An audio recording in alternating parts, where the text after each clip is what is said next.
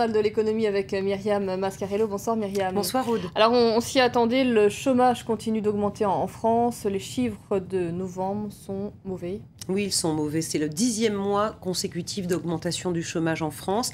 Avec, si on considère exclusivement les personnes qui n'ont aucune activité professionnelle et si on se contente de les observer dans la seule métropole, une augmentation donc du chômage de 10,8% en un an. 3 130 000 personnes sont dans cette situation donc de n'avoir aucune activité professionnelle. Si on ajoute à ça les personnes qui travaillent à temps partiel mais qui cherchent encore du travail pour travailler à plein temps et qu'en plus on y ajoute aussi ceux qui vivent dans les départements d'outre-mer, eh bien là on arrive à 4 900 000 personnes à la recherche d'un emploi en France et c'est un record absolu.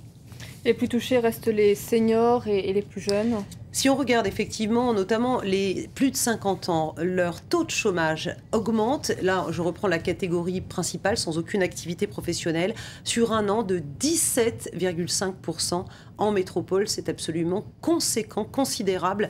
Les moins de 25 ans, eux, ont une augmentation de chômage à peu près autour de la moyenne pour le mois de novembre, bien sûr. François Hollande, le président de la République, ce matin était à Rungis, vous savez, le marché aux gros qui est tout près de la capitale, tout près de Paris. Et il a répété que la lutte contre le chômage restait la priorité. Écoutez-le. J'ai fait de l'année 2013 une grande bataille pour l'emploi. Et l'emploi, c'est partout. Et notamment dans ce secteur très important qui est celui de ce qu'on appelle le gros, c'est-à-dire des intermédiaires, de ceux qui vont permettre d'avoir les meilleurs produits sur les tables et en même temps de faire vivre notre production agricole. Une petite éclaircie néanmoins en France, puisque le moral des ménages s'améliore. Effectivement, au mois de décembre, le moral des ménages atteint 86 points alors qu'il était à 84 points en novembre. On voit que c'est un tout petit mieux, qui est lié essentiellement à la baisse de l'inflation et à sa perception par les Français. Cela dit, le chômage reste au cœur des préoccupations, ce qui a priori ne devrait donc pas booster la croissance, puisque quand on est inquiet pour l'avenir, eh bien, on n'est pas très incité à consommer. Ça n'est pas de très bon augure pour l'année prochaine. Le chômage au cœur des préoccupations aussi aux États-Unis, mais il recule. Absolument. Avec, vous vous rappelez qu'il y a eu l'ouragan Sandy qui avait reboosté, si j'ose dire, les chiffres du chômage, c'était fin octobre. Et là, on a les chiffres de novembre et on voit effectivement que les inscriptions au chômage aux États-Unis ont reculé. Si on regarde en moyenne des 4 dernières semaines à compter du 22 décembre, puisque c'est le dernier chiffre que l'on a, eh bien, ces inscriptions au chômage s'établissent à 350 750 et c'est un plus bas depuis 4 ans.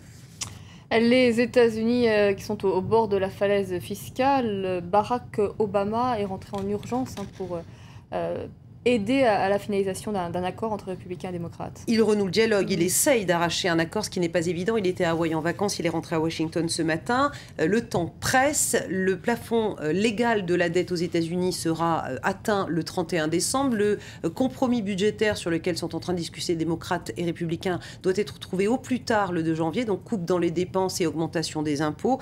Les deux camps ne sont pas d'accord. Et c'est dans ce contexte que Starbucks, la chaîne mondiale de café, a décidé de tenter un coup de com', un coup de pub et à coup de slogan donc publicitaire, elle appelle les Américains à se rassembler, à cesser d'être divisés sur cette question du fiscal cliff, une stratégie de communication qui pourrait être à double tranchant. Le récit de Myriam Bounafa. Sur ces verres en carton, quelques mots pour demander l'union sacrée entre républicains et démocrates.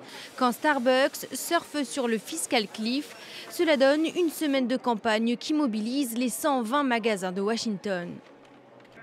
En ce qui concerne le fiscal cliff, nous avons eu beaucoup de bipartisme et beaucoup de divisions au sein du Congrès. La nation tout entière était en désaccord et nous voulions avoir un message subtil, être ensemble et rester unis. Des mots doux distribués aux clients pour les sensibiliser aux difficultés que traverse le pays. Mais ce n'est pas tout. Howard Schultz, le patron du groupe, a envoyé mercredi une lettre à la Maison-Blanche et aux parlementaires américains, les implorant de se mettre d'accord au plus vite sur une résolution de la crise budgétaire. Une lettre qui n'a pas manqué de faire réagir la toile. Le mouvement Occupy Starbucks rappelle que le groupe, comme Google, sont les champions de l'exil fiscal en Europe. Au Royaume-Uni, la marque fuit ainsi l'impôt, ce qui rend difficile toute leçon d'altruisme et de vivre ensemble. Et quelle clôture sur les places boursières? En Europe, pas de réaction. Ce blocage du débat budgétaire aux États-Unis. Paris a terminé en hausse, plus 0,59% et a même atteint un nouveau plus haut annuel. Londres est resté stable à 0, pointé pour le FTSE. Francfort s'est apprécié de 0,26%. On voit l'attentisme et même l'inquiétude à Wall Street qui est dans le rouge ce soir. Dow Jones qui recule de 0,14%, Nasdaq qui perd 0,14% aussi et S&P 500 replie de 0,12%. Ce fut une très bonne année pour Toyota. Qui effectivement la termine en beauté puisqu'il revient numéro 1 mondial des constructeurs. Il a fait ses comptes, le constructeur japonais. 9 700 000 véhicules vendus en 2012. Ça y est, il a dépassé GM.